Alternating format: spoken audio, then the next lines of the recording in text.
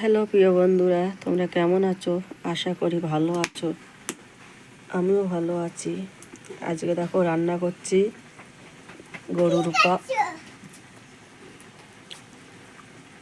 গরুর পা।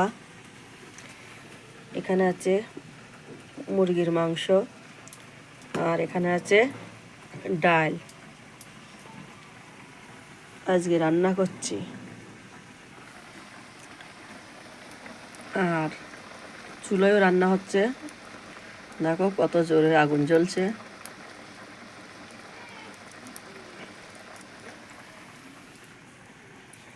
এই রান্না হচ্ছে, কি করব, শরীরটা একদম ভালো নেই বন্ধুরা, তবুও তো রান্না করতে হবে। রান্না না করলে ছেলেটা খাবে। শরীর খারাপ হয়েছে বলে তো আর রান্না বন্ধ করা যাবে না।